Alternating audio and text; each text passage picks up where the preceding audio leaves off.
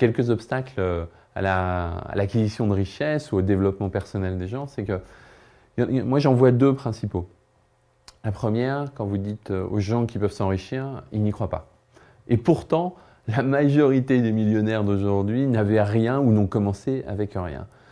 C'est pas parce que vous naissez avec de l'argent que vous êtes capable de continuer à en gagner ou d'en avoir. Moi, je connais beaucoup de gens qui sont partis de rien et qui ont eu beaucoup d'argent. Et à l'inverse, je connais aussi beaucoup de personnes qui n'avaient pas grand-chose ou qui avaient plutôt beaucoup d'argent et qui sont arrivés à zéro. Donc, déjà, naître avec de l'argent n'est pas une condition au fait que n'est pas une garantie que vous continuerez à en avoir.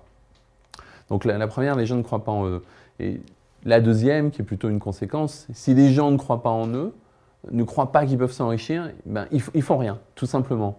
Ils font rien. Donc on leur donne quelques recettes, ça leur semble tellement facile, parce que s'enrichir, c'est pas si difficile que ça. Améliorer sa vie, c'est pas si difficile que ça. Mais aux gens, ça leur semble tellement facile qu'ils ne font pas les choses. Et ça m'a toujours étonné et sidéré. Et ça vient peut-être aussi de notre culture judéo-chrétienne qui dit que si on ne souffre pas, on ne mérite pas ou alors on ne peut pas avoir. Mais moi, franchement, je vous dis que s'enrichir, prospérer, changer sa vie, c'est pas difficile. Et la première chose qu'il faut faire, c'est prendre la décision de changer les choses et de vouloir vraiment quelque chose de plus pour soi. Est-ce que ça prend beaucoup de temps de s'enrichir ? Déjà, vous ne pouvez pas le faire en 5 minutes. Les seuls qui peuvent le faire en 5 minutes, c'est de jouer au loto. Bon, moi, personnellement, je ne connais pas les numéros, sinon je les aurais déjà utilisés depuis longtemps. S'enrichir, ça ne prend pas plus de temps que de s'appauvrir. Ça dépend essentiellement de ce que vous allez faire de votre argent, la manière dont vous allez l'utiliser. Et c'est ça qui va déterminer la direction dans laquelle vous allez aller. Quelqu'un qui a 0 aujourd'hui, qui dépense plus que ce qu'il gagne, va s'appauvrir. Quelqu'un qui gagne 1000, mettons 1000 euros, qui n'est pas une paye, qui est vraiment le SMIC net, je veux dire, à partir du moment où il dépensera moins que ce qu'il gagne, il commencera à s'enrichir. Donc ça ne prend pas plus de temps. Votre richesse, elle est d'abord dans votre tête, votre argent est d'abord dans votre tête, et c'est ce que vous ferez de ce que vous gagnez qui va déterminer dans quelle direction vous allez aller. Faut-il s'imaginer riche pour devenir riche ? Moi, je pense que encore une fois, votre argent est dans votre tête. C'est-à-dire que si vous ne dites pas « moi, je veux plus de choses pour moi dans ma vie », bah, vous n'aurez rien, vous n'aurez rien de plus. Si vous n'avancez pas dans cette direction de dire moi, je veux que mes enfants soient heureux, je veux qu'ils aient plus de choses que moi, je n'en ai eu, ou autant que je n'en ai eu parce que j'estime avoir été gâté par la vie, bah, si vous ne prenez pas cette décision, si vous n'avancez pas dans cette direction, bah, il ne se passera rien, encore une fois. C'est aussi simple que ça. Il suffit très simplement de vous prendre en main et de choisir son destin.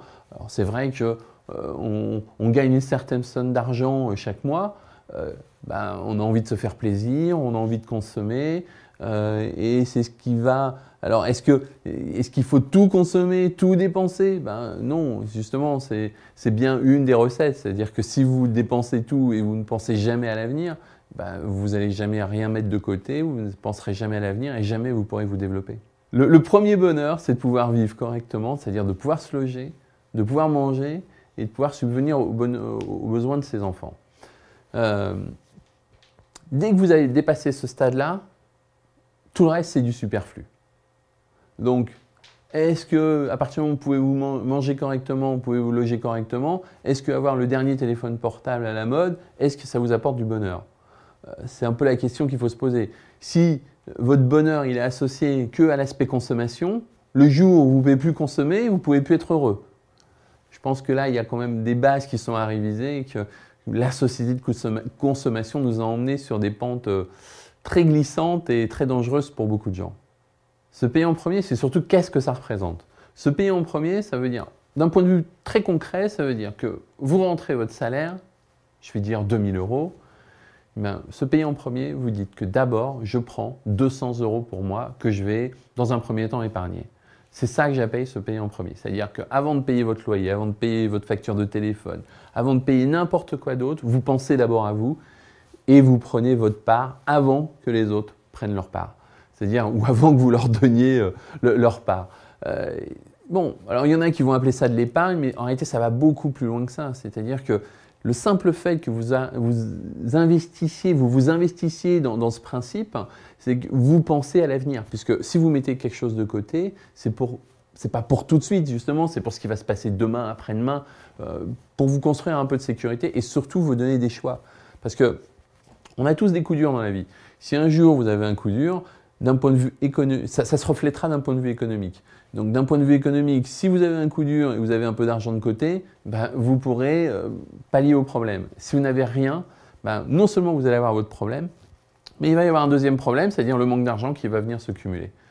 Donc se payer en premier est sans aucun doute un des plus grands principes, je dirais, de la sécurité, surtout dans un monde capitalistique et surtout de prospérité. L'argent, à mon sens, ça sert à deux choses. Ça sert pour votre avenir et votre sécurité, et ça sert aussi à vous faire plaisir. Si vous faites que de vous faire que plaisir, bah vous ne pouvez pas assurer votre sécurité. Mais si vous ne faites que assurer votre sécurité, vous ne pouvez plus vous faire plaisir. Donc je pense qu'il y a un mix entre les deux à trouver. Maintenant, comment on fait pour assurer les deux?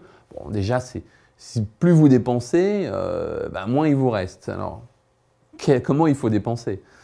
Il faut dépenser, le plus simple, qui n'est pas non plus le plus évident, c'est de dire j'achète ce que j'ai besoin.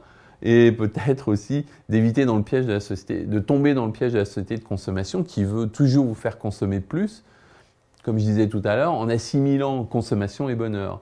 Donc si vous pensez que plus vous consommez, plus vous êtes heureux, bah, là vous êtes vraiment dans le piège. Le bonheur, il n'est pas là, il n'est pas dans votre argent. Il y a beaucoup de gens qui n'ont pas beaucoup d'argent et qui sont parfaitement heureux parce que votre bonheur, il est avant tout dans votre tête avant d'être dans votre porte-monnaie.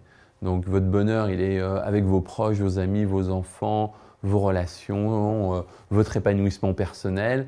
Et encore une fois, il n'est pas dans les magasins. Alors je ne dis pas, encore une fois, qu'il faut se frustrer, se priver. Faites-vous plaisir, c'est très important pour avoir le plaisir de vivre. Mais il faut aussi penser à l'avenir. Sinon, encore une fois, si vous avez un coup dur, non seulement vous ne pourrez plus assurer votre avenir, mais vous ne pourrez plus vous faire plaisir. Alors comment savoir si un investissement va perdurer sur le long terme? Je pense que la plupart des gens devraient utiliser leur bon sens. C'est-à-dire que nous sommes trop menés par la cupidité. C'est-à-dire qu'on veut toujours gagner plus. Mais gagner plus, c'est donc vouloir toujours un petit peu plus. Et c'est souvent le petit peu plus qui nous fait perdre tout ce qu'on a gagné avant. Il y avait, je crois que c'était le baron Rothschild ou Rockefeller, je ne me rappelle plus, c'est l'un des deux qui disait « Je me suis enrichi en vendant toujours trop tôt ». C'est-à-dire qu'il achetait des investissements, des actions pour la banque ou pour ses clients et il les vendait trop tôt. C'est-à-dire qu'il disait « Ok, on a gagné 20%, on s'en va, on a bien gagné notre vie ». Alors même si l'action montait 30, 40, 50, 100% plus haut. Bon, il ne faut pas être trop gourmand. Maintenant, vous pourrez jamais, vous êtes dans un marché immobilier, vous pouvez acheter quand c'est pas cher, mais vous ne pouvez jamais savoir quand ça sera le plus cher. Le problème de la plupart des gens, c'est qu'ils achètent quand c'est très cher. Et ils pleurent parce que les prix plongent et ils revendent quand ça a baissé parce qu'ils ont peur que ça aille encore plus bas et généralement, c'est la manière dont ils perdent de l'argent. Donc, la meilleure protection, c'est son bon sens.